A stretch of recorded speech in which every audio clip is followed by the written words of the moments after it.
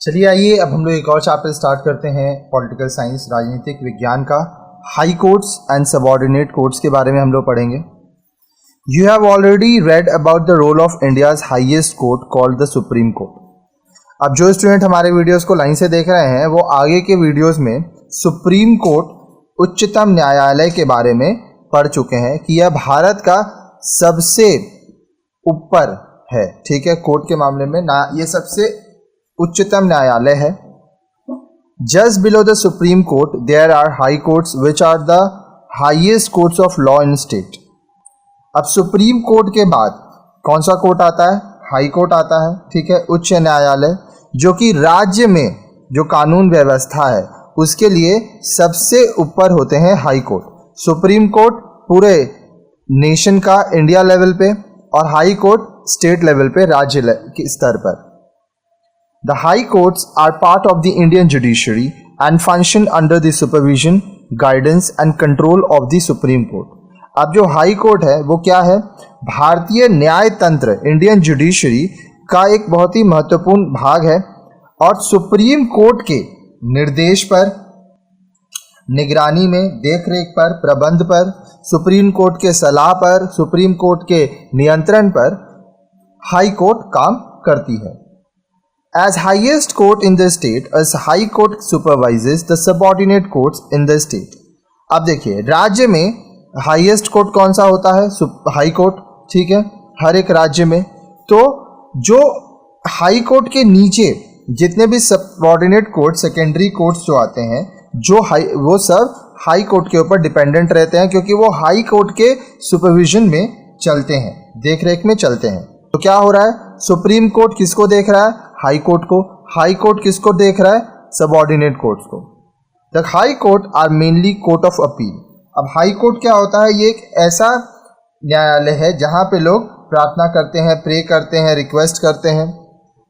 These courts hear appeals from numerous subordinate courts working at district level. अब देखिए बहुत सारे जो सबऑर्डिनेट कोर्ट्स हैं, सेकेंडरी कोर्ट्स हैं, जो कि डिस्ट्रिक्ट लेवल पे काम कर रहे हैं। ठीक है, डिस्ट्रिक्ट लेवल मतलब क्या हो गया? राज्य विभाग पर। ठीक है, अलग अलग जिला में जो कोर्ट्स काम कर रहे हैं उनके जो अपील होते हैं वो यहाँ पे लड़े जाते हैं, उन पे सुनवाई होती है।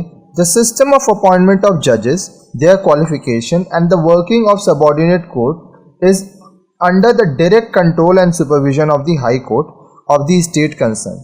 अब जिस राज्य की सबऑर्डिनेट कोर्ट है, सेकेंडरी कोर्ट जिसको हम लोग अधीनस्थ न्यायालय भी कहते हैं, वो जिस राज्य की है उस राज्य का जो हाई कोर्ट है, जैसे वेस्ट बंगाल की अगर मैं बात करूं तो वेस्ट बंगाल में जो सबऑर्डिनेट कोर्ट है उसका जो काम है, जैसे कौन जज होंगे, उनकी क्वालिफिकेशंस क्या होंगी, सबऑर्डिनेट कोर्ट में कैसे काम होगा, ये सब सीधे कौन चलाता है, किसके नियंत्रण में होता है और निगरानी में होता है? हाई कोर्ट के। ठीक है, In this lesson, you will read about the state high courts. अब इस पाठ में आप क्या पढ़ेंगे? राज्य में जो उच्च न्यायालय है, हाई कोर्ट्स हैं, उनके बारे में आप पढ़ेंगे। You will also get an idea of subordinate courts, including the district and session court. आपको subordinate courts जो secondary court होते हैं, जिसमें district court और session court आएंगे, उनके बारे में भी आप पढ़ेंगे। तो देखिए हर एक चैप्टर पढ़ने का हमारा कुछ उद्देश्य होता है, कुछ ऑब्जेक्टिव्स होता है। तो आइए देखते हैं ये चैप्टर जो है इसको पढ़ने का हमारा उद्देश्य क्या है। Objectives. After starting this lesson you will be able to, अब ये पार्ट पढ़ने के बाद आप क्या कर पाएंगे? Describe the composition and organisation of high court. आप ये समझ पाएंगे कि हाई कोर्ट कैसे बनाया जाता है, उसकी रचना कैसे होती है, ये संस्था कैसी होती है। Explain the powers and jurisdiction of high court. High court की क्या क्या शक्ति हैं, वो उसका क्षेत्र क्या है, वो आप देखेंगे। Appreciate the role of high court as protector of fundamental right. आप इस बात की सराहना कर पाएंगे, समझ पाएंगे, पढ़ पाएंगे कि आपका जो मौलिक अधिकार है, ठीक है, इसकी रक्षा हाई कोर्ट किस प्रकार करता है। Explain the working of subordinate or lower courts. आप ये भी समझेंगे और बता पाएंगे कि जो सबऑर्डिनेट कोर्ट्स है, सेकेंडरी कोर्ट्स या लोअर कोर्ट्स, वो क्या होते हैं, वो कैसे काम करते हैं, इन सब चीज़ों के बारे में अब हम लोग आगे एक एक करके हम लोग पढ़ेंगे। ठीक है, तो लाइन से सारा वीडियो देखिएगा प्लेलिस्ट सेक्शन में फॉलो करके और पूरा पढ़िए। साथ ही साथ ऊपर मेरा व्हाट्सएप नंबर दिया हुआ है, तो जो भी आपका क्वेश्चन है, ये एक हेल्पलाइन नंबर है, उसमें आप मैसेज करके अपने सवाल का जवाब पा सकते हैं। चलिए आइए अब हम लोग देखते हैं 15.1 द स्टेट हाई कोर्ट। अब देखिए राज्य में जो उच्च न्यायालय है, आइए उसके बारे में बात करते हैं। At present there are 21 high courts and 28 states and 7 union territories. हमारे भारत में 28 राज्य हैं और 7 केंद्र शासित प्रदेश हैं। ठीक है, उसमें कुल 21 उच्च न्यायालय हैं, हाई कोर्ट हैं। The high courts are the highest court at state level, but being part of integrated Indian judiciary, they work under the superintendence and direction and control of the Supreme Court. अब राज्य स्तर पर state level में जो सबसे उच्च न्यायालय होता है, हाई कोर्ट होते हैं वो। ठीक है, लेकिन ये भारतीय न्याय तंत्र का हिस्सा है, एक अभिन्न अंग है।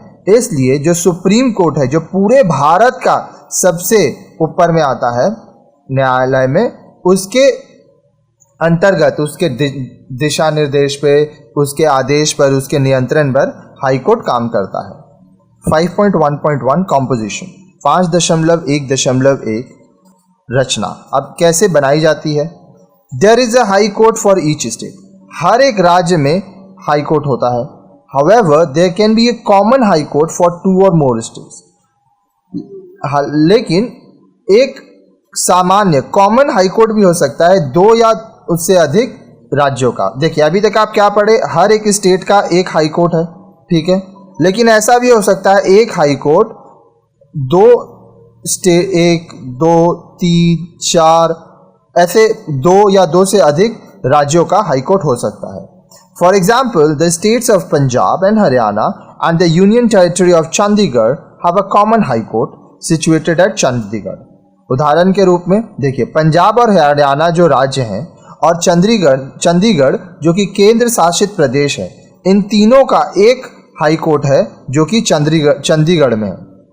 Similarly the high court of Guwahati is common for 7 northern eastern state of Assam, Nagaland, Manipur, Meghalaya, Mizoram, Tripura and Arunachal प्रदेश।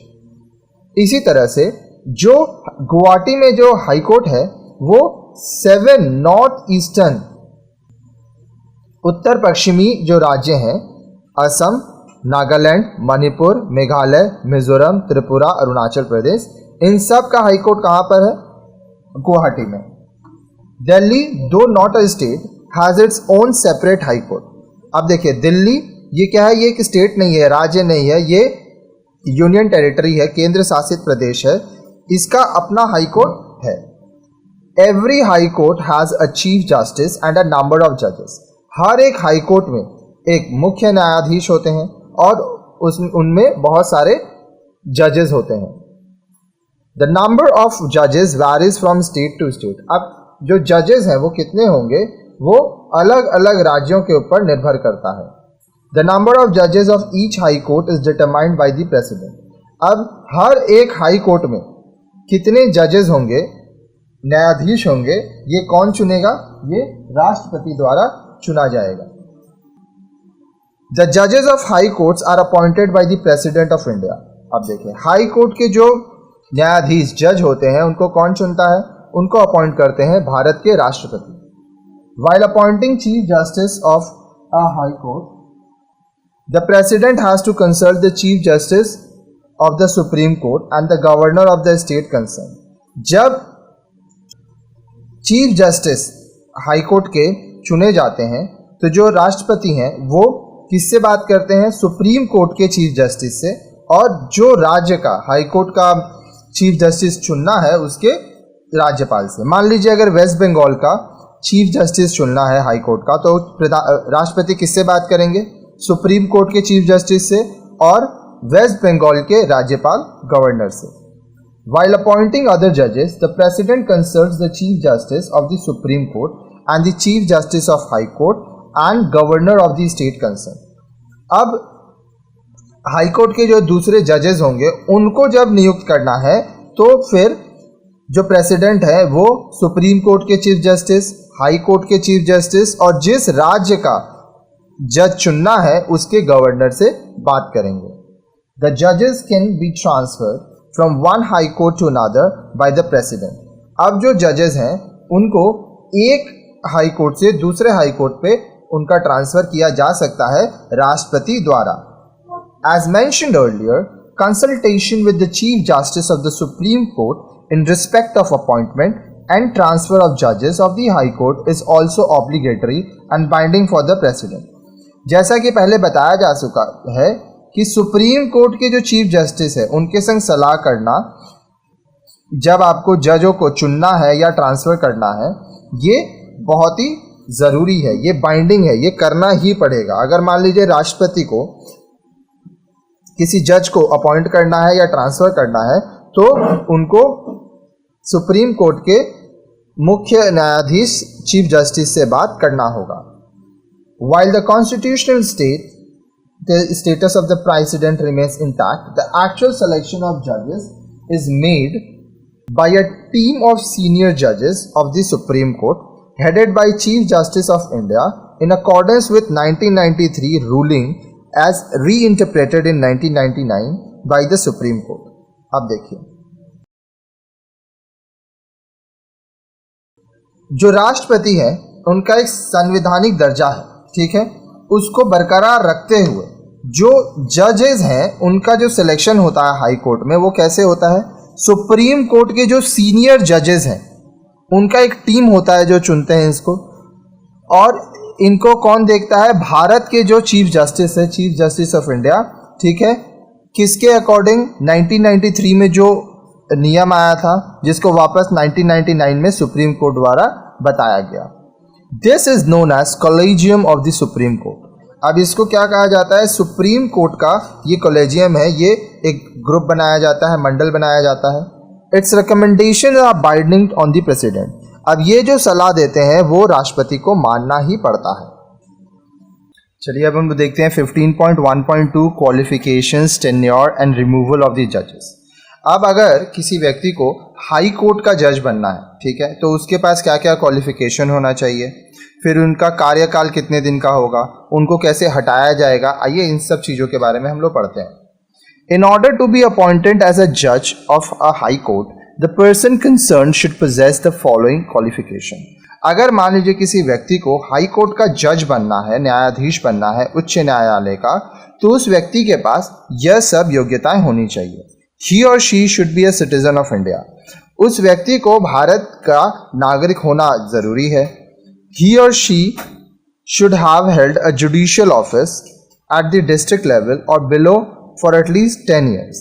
अब देखिए, उस व्यक्ति के पास एक न्यायिक कार्य एक ऑफिस होना चाहिए, जुडिशियल ऑफिस होना चाहिए, चाहे वो जिला स्तर पर हो या उससे नीचे, कम से कम 10 साल तक के लिए। और he or she should have been an advocate in one or more high courts for at least 10 years continuously without break। या तो वो व्यक्ति हाई कोर्ट में एक या एक से अधिक हाई कोर्ट में कम से कम 10 साल तक निरंतर बिना रुके हुए वह वकील रहा हो। Once appointed, the high court judges hold office till they attain the age of 62। एक बार जब किसी व्यक्ति को उच्च न्यायालय का न्यायाधीश, हाई कोर्ट का जज बना दिया जाता है तो जब वो 62 साल के उम्र तक काम करते हैं। After retirement they may be appointed जजेस ऑफ द सुप्रीम कोर्ट और they may practice as advocates either in supreme court और in any high court other than the high court in which they served as जजेस। अब जब उनका retirement हो जाएगा तो उसके बाद वो सुप्रीम कोर्ट के जज उनको बनाया जा सकता है, या तो फिर वो सुप्रीम कोर्ट में या किसी भी हाई कोर्ट में वकील की तरह काम कर सकते हैं, लेकिन वह उस हाई कोर्ट में काम नहीं कर सकते हैं जिस हाई कोर्ट में वो वकील थे, माफ कीजिएगा वो जज थे। A high court judge may be removed before he or she attains the age of 62 years only on the ground of incapacity or proved misbehavior। अब एक हाई कोर्ट के जज को, एक उच्च न्यायालय के न्यायाधीश को तभी हटाया जा सकता है उनके 62 साल की उम्र के पहले अगर ये होता है कि वह काबिल नहीं है या तो उनका व्यवहार सही नहीं रहा है, मतलब वो कुछ गलत किए हैं, he or she may be removed if both the houses of parliament adopt a resolution by a majority of their total membership and by 2/3 majority of the members present and voting separately in each house in the same session। एक ही कार्यकाल में, एक ही session में जब दोनों houses में, सदन जो संसद है उसके दोनों हाउसेज में टोटल मेंबरशिप जो है उसका मेजॉरिटी मिले, साथ ही साथ जब वोटिंग हो रहा है तो 2/3 मेजॉरिटी मिले, ठीक है, 2/3 मेजॉरिटी मिले, बहुमत मिले दोनों हाउसेज में, तब जाके किसी हाई कोर्ट के जज को हटाया जा सकता है। Such a resolution is submitted to the president who then can remove the concern जज। अब जब दोनों सदन में ये रेजोल्यूशन पास हो जाता है, बहुमत मिल जाती है, तब इसको जज प्रेसिडेंट के पास भेजा जाता है, राष्ट्रपति के पास, जो उस न्यायाधीश को हटा सकते हैं, जज को हटा सकते हैं। This procedure is same for removal of जजेस of the supreme court. Supreme court के अगर किसी न्यायाधीश को हटाना है, जज को हटाना है, तो वहां पे भी यही तरीका होता है, जो कि हम आपको आगे के वीडियोज में पढ़ा चुके हैं। 15.2 powers and jurisdictions of the high court. अब देखिए हाई कोर्ट के पास क्या क्या शक्तियां होती हैं, ठीक है, उनका अधिकार क्षेत्र क्या है। The high courts have the power to hear and decide cases which are brought directly to it। High court के पास यह शक्ति है कि वह उन सभी केसेस को सुन सकता है और उन पर निर्णय दे सकता है जो सीधे हाई कोर्ट में आए हैं। This power is called original jurisdiction. अब यह जो शक्ति है उसको कहा जाता है वास्तविक अधिकार क्षेत्र। When a high court hears an appeal against the decision of a lower court, it is called appellate jurisdiction। जब हाई कोर्ट के पास कोई ऐसा केस आता है जो कि लोअर कोर्ट में जिसका निर्णय हो चुका है, तब उसको अपीलेट जुरिसडिक्शन कहते हैं। अ high court is mostly a court of appeal. High court क्या है? ये एक ऐसा कोर्ट है जहां पे लोग अपील करते हैं, अपनी प्रार्थना रखते हैं। Appeals in both civil and criminal cases are brought to it against the decision of the lower courts. अब लोअर कोर्ट में जो भी डिसीजन आया उसके खिलाफ यहाँ पे सिविल केस या क्रिमिनल केस दोनों के लिए अपील किया जाता है, पिटीशन दिया जाता है। 15.2.1 सबसे पहले आइए देखते हैं ओरिजिनल ज्यूरिसडिक्शन के बारे में। The original jurisdiction of high court is very limited. अब देखिए जो उच्च न्यायालय है उसका जो वास्तविक अधिकार क्षेत्र जो है वो बहुत ही सीमित है। Cases of एलिज्ड violation of fundamental rights can be started in high courts और इन द सुप्रीम कोर्ट। वह सारे मामले जिसमें आपके मौलिक अधिकार का वायलेशन हुआ है, उस पर बाधा आई है या उस पर क्षति पहुंची है, वो हाई कोर्ट या सुप्रीम कोर्ट में सीधे लड़े जा सकते हैं या आरंभ किए जा सकते हैं। The high courts have the power to issue orders to restore the fundamental rights of the people. High court के पास यह शक्ति है कि वह निर्देश दे सकते हैं कि लोगों का, नागरिकों का जो मौलिक अधिकार है वो उनको दिया जाए। You will recall that these orders are called writs।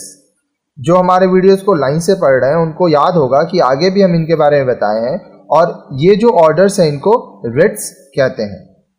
Power to issue writs। High court के पास ये शक्ति है कि वो writs दे सकते हैं। You have read in the right to constitutional remedies in the lesson on fundamental rights that the Supreme Courts and High Courts can issue writs to ensure that the rights of people are not violated either by state or otherwise।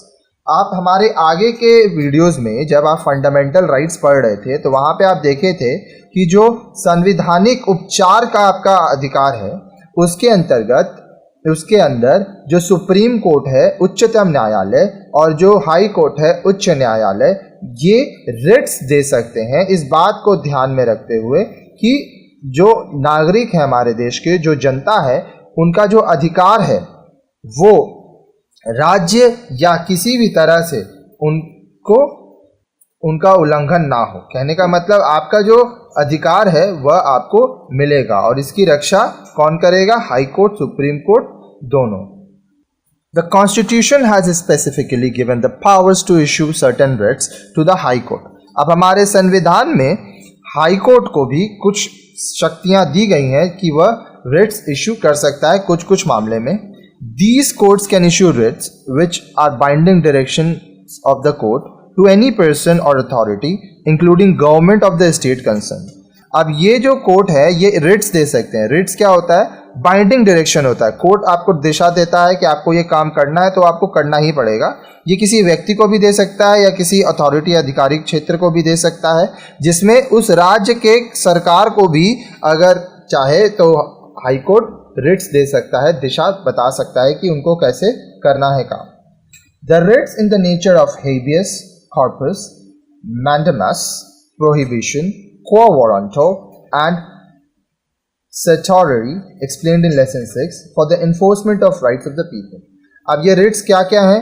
habeas corpus, mandamus, prohibition, quo warranto, certiorari. ये हम लोग आगे lesson 6 में detail में हम ये पढ़ाए थे. तो जो स्टूडेंट नहीं पढ़े हैं आगे के वीडियोस को देखिए, या तो व्हाट्सएप में मुझे मैसेज कीजिए, मैं लिंक भेज दूंगा, वहाँ से आप पढ़ेंगे. तो हमारा जो अधिकार है उसके लिए ये रक्षा करते हैं. The power is exercised in original jurisdiction of the High Court and is not derogatory to similar power of the Supreme Court. अब यह जो शक्ति है, ठीक है, ये हाई कोर्ट के वास्तविक अधिकार क्षेत्र में आती है. ठीक है.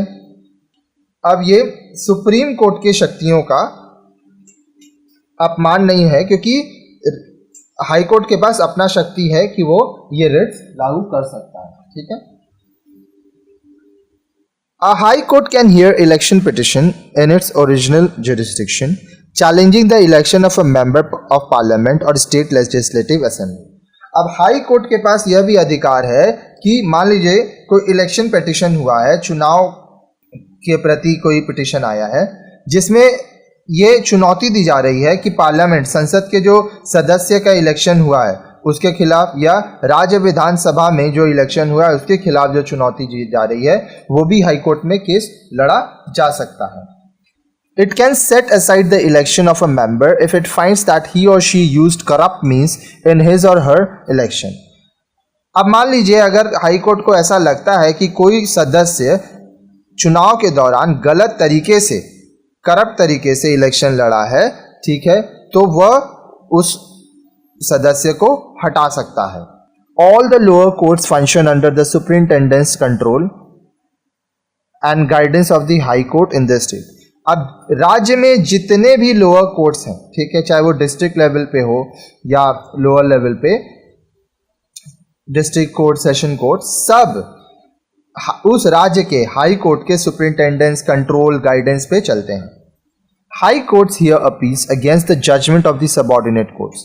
अब हाई कोर्ट में जो सेकेंडरी कोर्ट है, जो सबऑर्डिनेट कोर्ट है, जो हाई कोर्ट के अंदर काम करते हैं, उनमें जो निर्णय लिया जाता है, मान लीजिए यहाँ पे कोई डिसीजन ले लिया गया है, अब इस डिसीजन के अगेंस्ट में वापस हाई कोर्ट में आप अपील कर सकते हैं. वो सारे मामले यहाँ पे सुने जाते हैं. In civil cases appellate jurisdiction extends to all such cases which involves an amount of exceeding ₹5 lakh. अब जो सिविल केसेस होता है उसमें जो अपील है, ठीक है, जो अपील करने का अधिकार क्षेत्र तभी होता है जब 5 लाख से ज़्यादा रुपया वहाँ पे इन्वॉल्व हो उस केस में.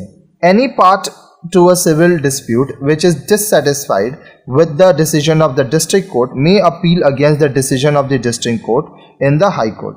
अब मान लीजिए आप डिस्ट्रिक्ट कोर्ट में कोई सिविल केस डालते हैं, ठीक है, और आपको ऐसा लगता है कि आपको सिविल डिस्ट्रिक्ट कोर्ट से जो निर्णय मिला आप उससे असहमत हैं, तो आप डिस्ट्रिक्ट कोर्ट के खिलाफ हाई कोर्ट पे, डिस्ट्रिक्ट कोर्ट के निर्णय के खिलाफ हाई कोर्ट पर अपील कर सकते हैं, प्रार्थना कर सकते हैं.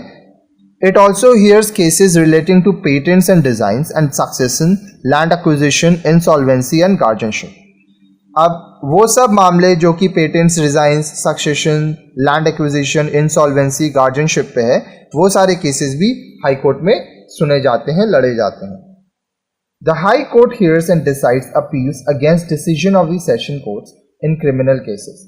अब देखिए, जहां आपराधिक मामले हैं जो कि सेशन कोर्ट में जो निर्णय आया है उसके खिलाफ भी हाई कोर्ट केस को सुनता है और उस पर निर्णय देता है। कहने का मतलब, मान लीजिए अगर आपके ऊपर कोई केस है, क्रिमिनल केस है, और सेशन कोर्ट में आपके ऊपर जो निर्णय लिया गया, आप उसके खिलाफ अगर चाहें तो सेशन कोर्ट के निर्णय के खिलाफ अगर आप चाहें तो हाई कोर्ट में वापस से अपील कर सकते हैं और आपका केस का सुनवाई वापस से वहां होगा।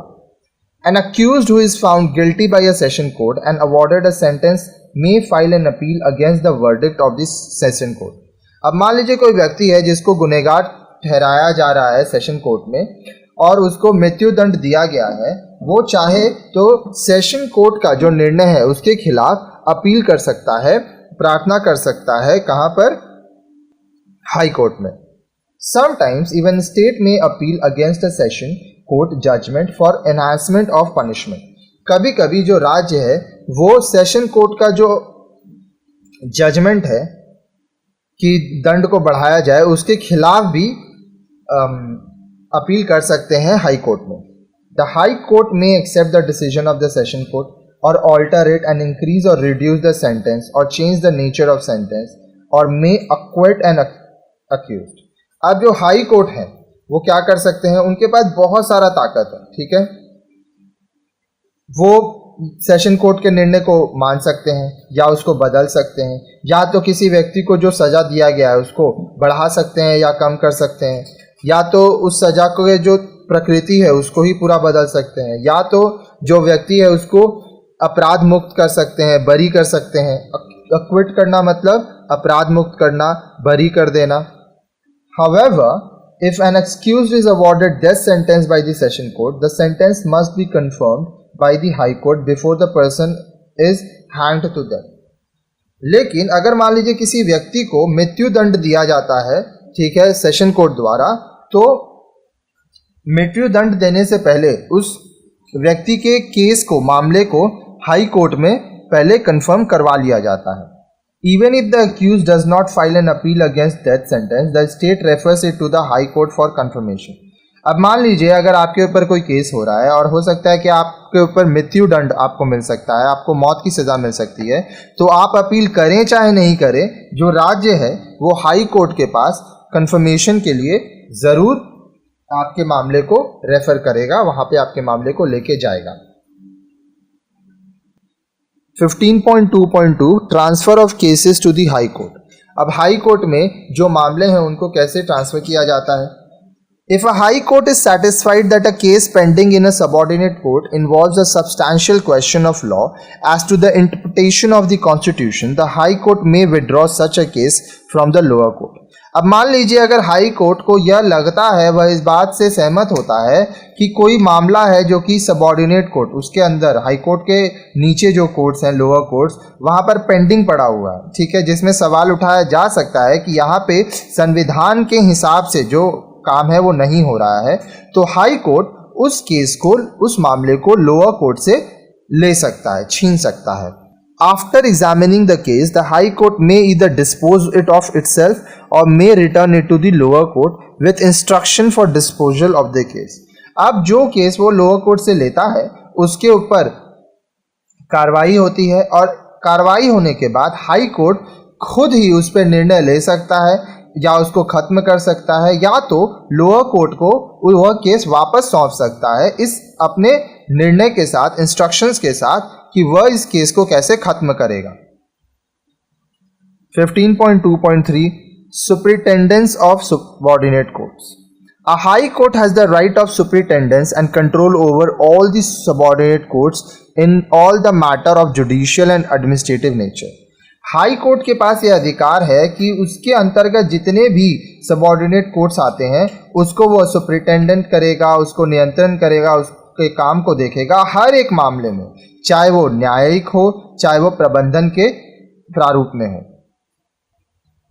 In the exercise of its power of superintendence, the High Court may call for any information from the lower courts, may make and issue general rules and prescribe norms for regulating the practice and proceedings of these courts, and it may issue such direction from time to time as it may deem necessary. अब high court के पास क्या है? High court के पास सुपरिंटेंडेंस का देख रेख का अधिकार है, ठीक है। तो हाई कोर्ट जब चाहे वह लोअर कोर्ट से कोई भी इंफॉर्मेशन मांग सकता है, ठीक है, वो नियम डाल सकता है, कोई भी जब चाहे वो नियम बना सकता है, उसको इशू कर सकता है, ठीक है, कि किस तरह से काम होगा, कैसे केस लड़ा जाएगा, प्रोसीडिंग्स कैसे होगा कोर्ट में। साथ ही साथ वो डायरेक्शंस दे सकता है समय समय पे जब जब जरूरत होगा। It can also make rules and regulations relating to the appointment, demotion, promotion and leave of absence for the officers of the subordinate courts. अब देखिए, जो लोअर कोर्ट्स हैं, सेकेंडरी कोर्ट्स हैं, जो हाई कोर्ट के अंतर्गत काम करते हैं, उनके ऑफिसर्स के लिए वह नियम बना सकता है, नियम कानून बना सकता है कि किस ऑफिसर को चुनना है, किसका डिमोशन करना है। डिमोशन मतलब आप जिस पद पे थे अब आप नीचे पद में काम करेंगे। प्रमोशन मतलब आप जिस पद में थे अब आप ऊपर वाले पद में काम करेंगे। या लीव ऑफ एब्सेंस, ठीक है, आप किसी को अगर छुट्टी चाहिए तो आप छुट्टी देंगे। तो ये सारा चीज हाई कोर्ट इसका नियम कानून बना सकता है। Next 15.2.4 court of record. A high court is also a court of record like the supreme court. अब सुप्रीम कोर्ट की तरह हाई कोर्ट भी एक कोर्ट ऑफ रिकॉर्ड है, जो भी काम होता है सारा कुछ वहां रिकॉर्ड होता है। Lower courts in state are bound to follow the decision of the high court which are cited as precedents. अब देखिए, हाई कोर्ट जो भी निर्णय लेता है वो लोअर कोर्ट को, राज्य में जो लोअर कोर्ट है उसको मानना ही पड़ेगा।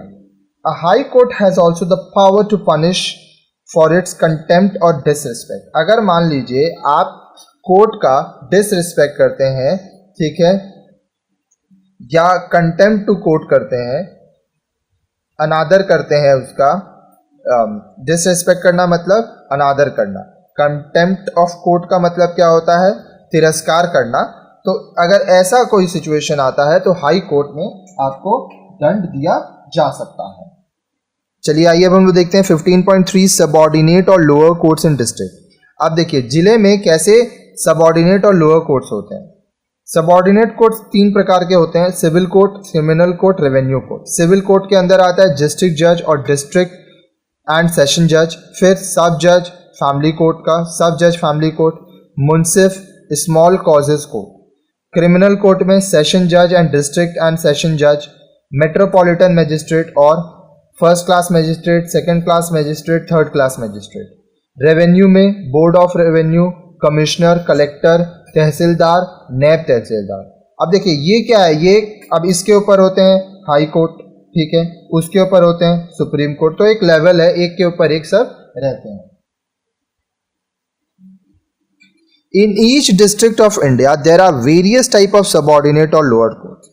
भारत के हर एक डिस्ट्रिक्ट में, हर एक जिले में बहुत प्रकार के सबऑर्डिनेट और लोअर कोर्ट्स होते हैं। देखिए जो कि हम लोग यहाँ पे ये देखें, ठीक है, बहुत सारे यहाँ पे कोर्ट्स हैं।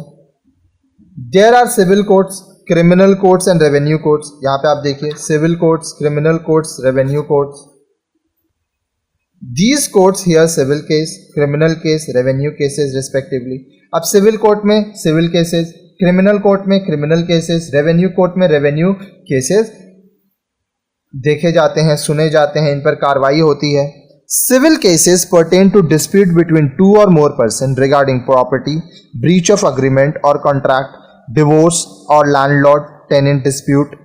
अब जो सिविल केसेस होता है वो क्या होता है, 2 या 2 से ज़्यादा जो व्यक्ति हैं उनके बीच में अगर कोई विवाद होता है, जैसे वो प्रॉपर्टी रिलेटेड, या मान लीजिए कोई अग्रीमेंट है, कॉन्ट्रैक्ट है, अगर उसमें धोखाधड़ी हुई है, आपको तलाक चाहिए, या लैंडलॉर्ड टेनेंट के अंदर बीच में कोई विवाद हुआ है, civil court settle these dispute. अब जो सिविल कोर्ट है ये जितने भी विवाद हैं, जितने भी मतभेद हैं, इनको वह सेटल करता है, इन पर वह निर्णय लेते हैं।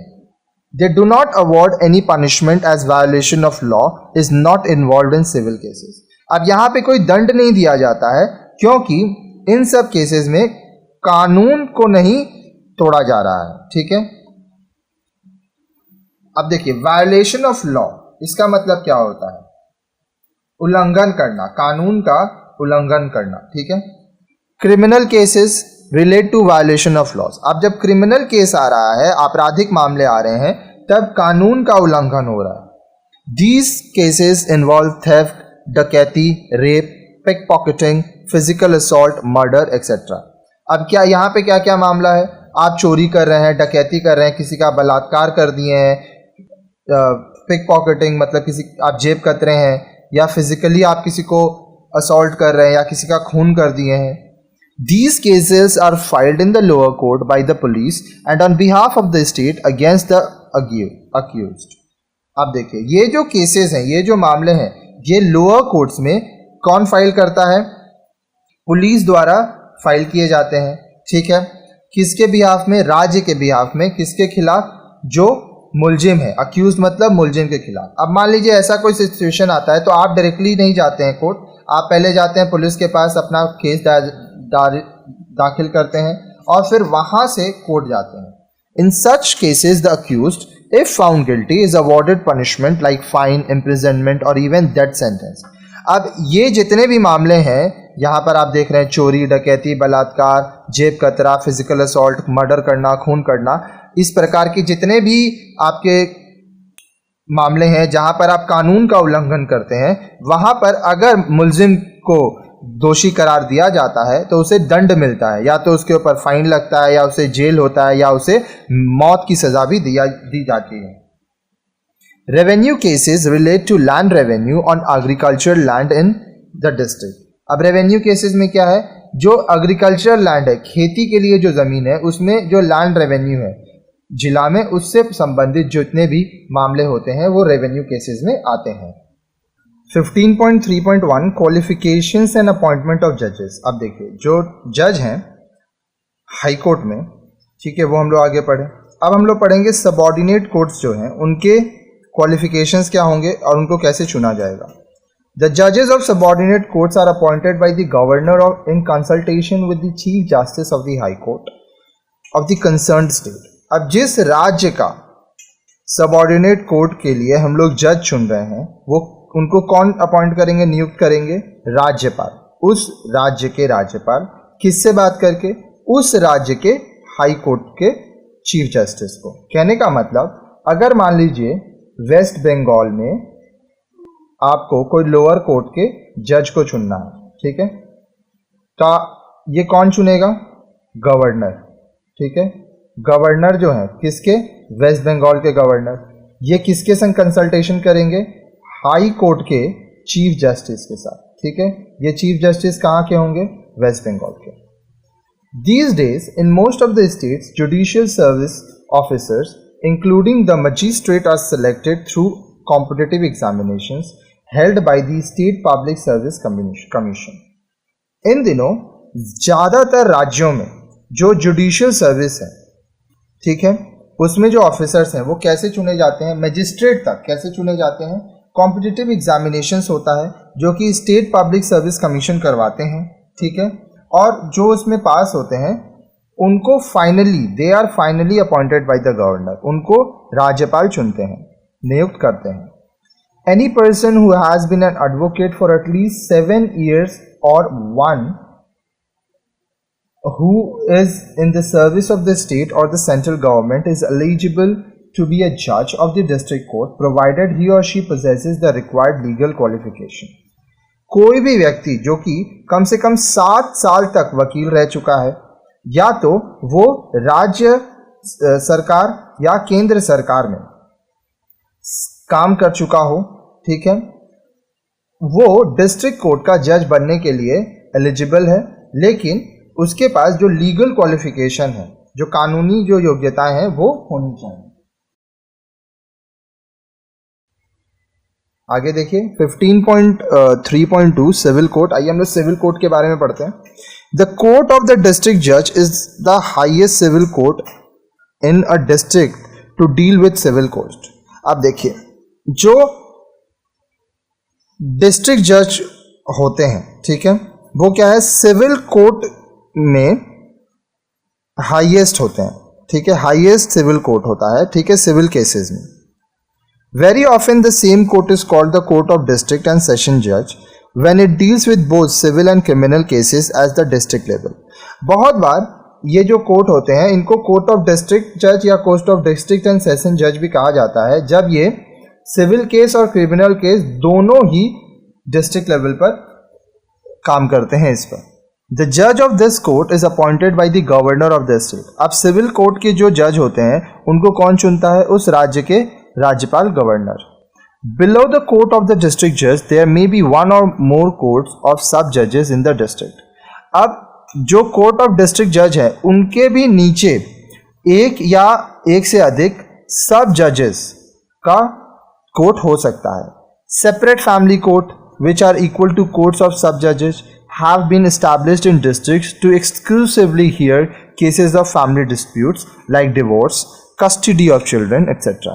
अब अलग से फैमिली कोर्ट भी होता है, ठीक है, जो कि सब जज जो है उसके इक्वल होता है, ताकि यहाँ पे जो पारिवारिक मामले हैं जैसे तलाक के मामले हुए, फिर बच्चा जो है वो पिता के संग रहेगा कि माँ के संग रहेगा, तो ये सारे केसेस को वहाँ पे अलग से उस पर कार्रवाई होती है। Below them there are courts of munsif and small causes court which decide cases involving petty amounts. अब इनके नीचे मुंसिफ और स्मॉल कॉज कोर्ट होता है, वहाँ पे जो कम रकम के जो पैसे से संबंधित जो मामले होते हैं उनको सुना जाता है। No appeal can be made against the decision of the small causes court. अब जो स्मॉल कॉजेज कोर्ट है, ठीक है, उनका जो निर्णय है उनके खिलाफ आप अपील नहीं कर सकते। All these court hear and settle civil dispute. ये जितने भी कोर्ट्स हैं ये आपके जो सिविल मामले हैं, ठीक है, उनसे संबंधित जितने भी केसेस हैं उनको यह सुनते हैं, उन पर यह निर्णय लेते हैं। The court of the district जज called the district court hears not only appeals against the decision of the courts of sub judges but also some of the cases begin directly in the court of district judge itself. अब देखिए, जैसा कि आप शुरू से सुन रहे हैं कि सुप्रीम कोर्ट में हाई कोर्ट का केस सुना जाता है, हाई कोर्ट में लोअर कोर्ट का, उसी तरह से जो कोर्ट ऑफ डिस्ट्रिक्ट जज है जिसको डिस्ट्रिक्ट कोर्ट कहते हैं, उसमें सिर्फ देखिए ये डिस्ट्रिक्ट कोर्ट है, अब उसके नीचे जो सब जजेस कोर्ट है, ठीक है, अब इसमें जो निर्णय लिया गया है इसका अपील यहाँ पे होता है, तो ये भी सुने जाते हैं। साथ साथ कुछ कुछ केस डायरेक्टली डिस्ट्रिक्ट कोर्ट में भी आते हैं। Appeals against the decision of this court may be heard by the high court of the state. अब मान लीजिए डिस्ट्रिक्ट कोर्ट कुछ निर्णय देता है, ठीक है, और आप उनके निर्णय से सहमत नहीं है, तो आप फिर वो केस को लेके उस राज्य के हाई कोर्ट पे जा सकते हैं। Civil court deals with cases pertaining to dispute between two or more persons regarding property, divorce, contract and breach of agreement और landlord-tenant dispute. अब सिविल कोर्ट में कौन कौन से मामले आते हैं?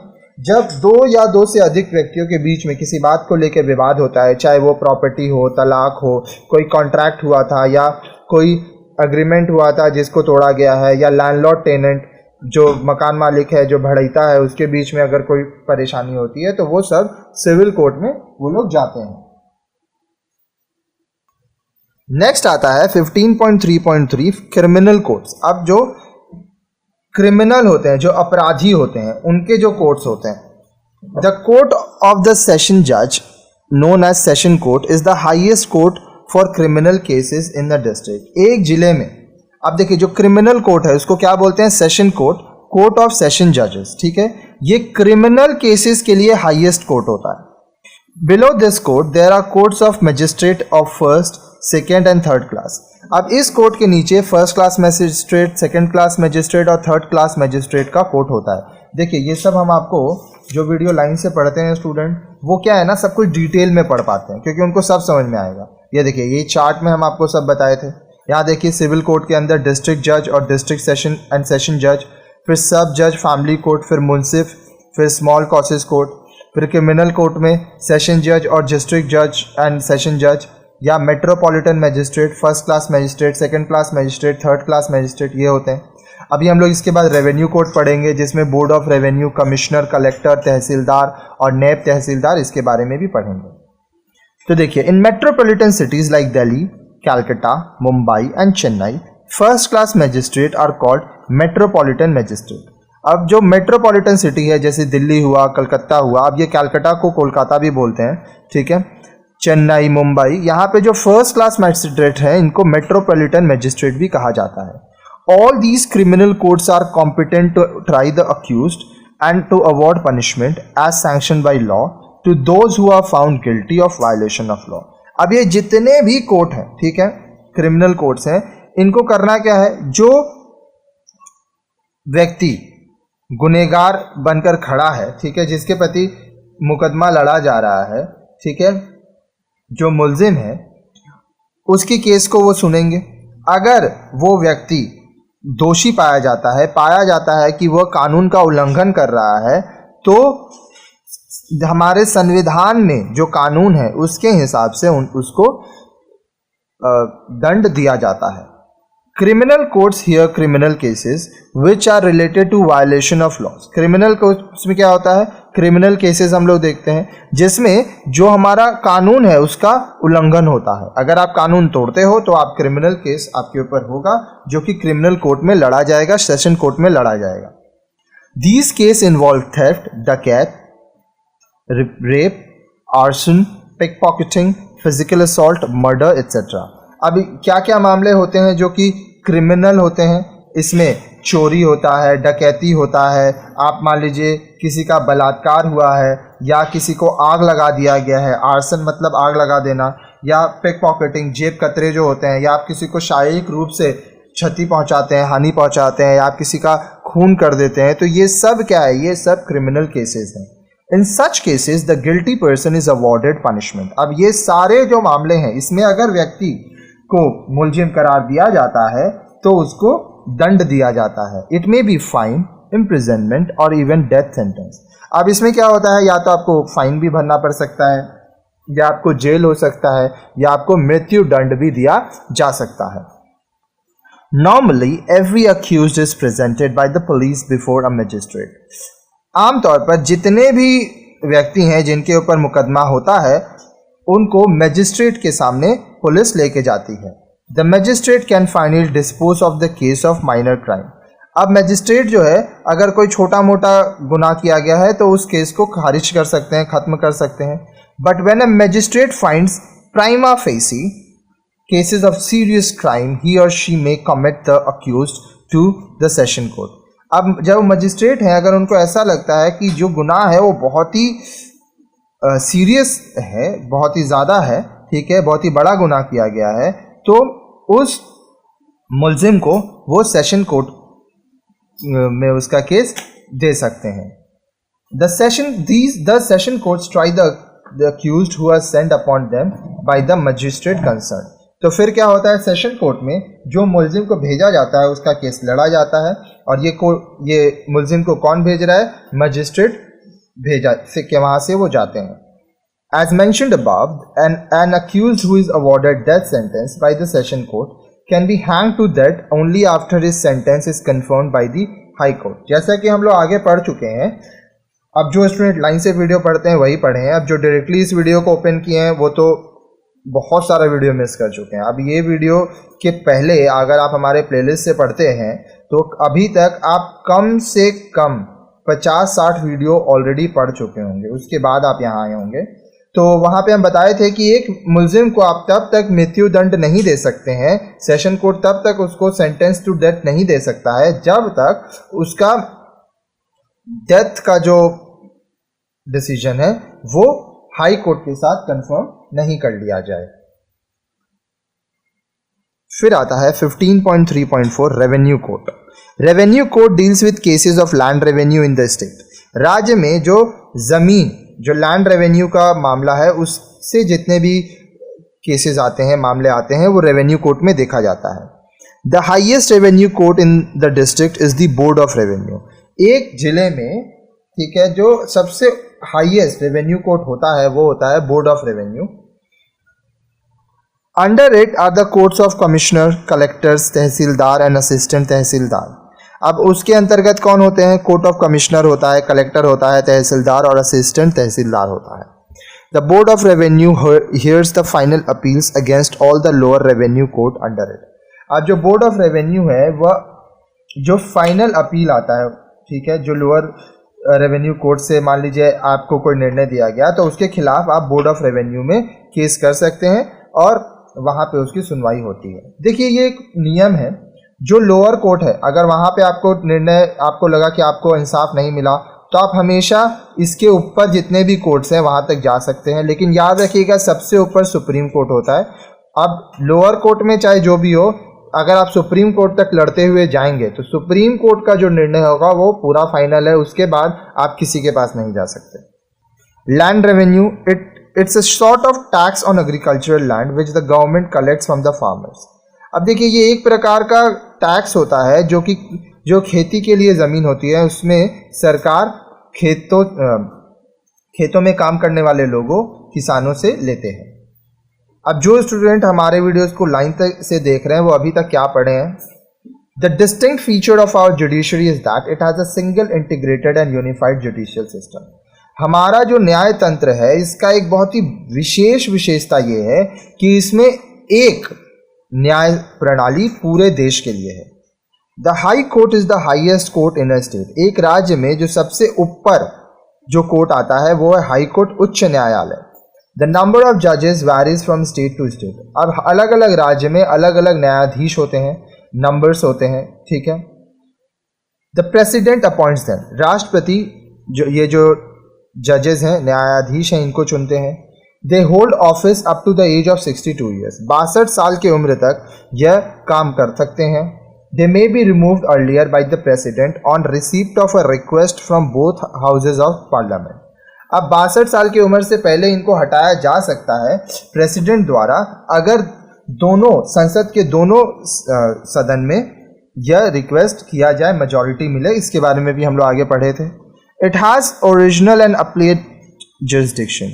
अब कुछ केसेस डायरेक्टली हाई कोर्ट में लड़े जाते हैं और कुछ केसेस जो हाई कोर्ट के नीचे लोअर कोर्ट में लड़े जा चुके हैं उनको वापस से अपील किया जाता है। तो ये हाई कोर्ट का अधिकार क्षेत्र होता है। इसके बारे में भी हम आगे आपको डिटेल में बताए थे। It is the protector of the fundamental rights. आपका जो मौलिक अधिकार है उसकी रक्षा करता है high court. It is also court of record and can punish it for its contempt. ये हाई कोर्ट भी एक कोर्ट ऑफ रिकॉर्ड है। अगर आप हाई कोर्ट का डिसरिस्पेक्ट करते हैं, कंटेम्प्ट टू कोर्ट करते हैं, तो फिर आपको उसके लिए दंड दिया जा सकता है। कंटेम्प्ट करना मतलब तिरस्कार करना, अपमान करना। There are 21 high courts for 28 states and 7 union territories. भारत में कुल 21 हाई कोर्ट्स हैं, 28 राज्य और 7 केंद्र शासित प्रदेश के लिए। अब देखिए, ये राज्य और ये आप आगे कुछ और भी पढ़े होंगे, कहीं 6 पर भी पढ़े हैं, तो ये बढ़ा है वक्त के साथ। In every district there are subordinate civil, family, criminal and revenue courts. हर एक जिला में सबऑर्डिनेट जो निचले स्तर पर civil court, family court, criminal court, revenue court है। इसके बारे में भी हम लोग आगे पढ़े। Appeals against the decision of the lower courts are taken to the high court of the state. अब जो लोअर कोर्ट में जो निर्णय लिया जाता है, अगर आप उस निर्णय से सहमत नहीं हुए हैं तो आप इसके खिलाफ अपील कर सकते हैं, प्रार्थना कर सकते हैं उस राज्य के हाई कोर्ट पर। कहने का मतलब, अगर आप मान लीजिए महाराष्ट्र में रह रहे हैं तो महाराष्ट्र में अगर कोई लोअर कोर्ट के आप निर्णय से संतुष्ट नहीं हैं तो महाराष्ट्र के ही हाई कोर्ट में आप अपील कर सकते हैं लोअर कोर्ट के डिसीजन के खिलाफ। तो इस तरह से अब ये चैप्टर भी हमारा कंप्लीट होता है। तो अगर आपको हमारा ये वीडियो अच्छा लगा और हमारे जितने भी वीडियोस हैं हमारे चैनल में, अगर आप उनसे पढ़ते हैं, आपको अच्छा लगता है, तो हमारे वीडियोस को जितना ज़्यादा हो सके लोगों के संग शेयर कीजिए।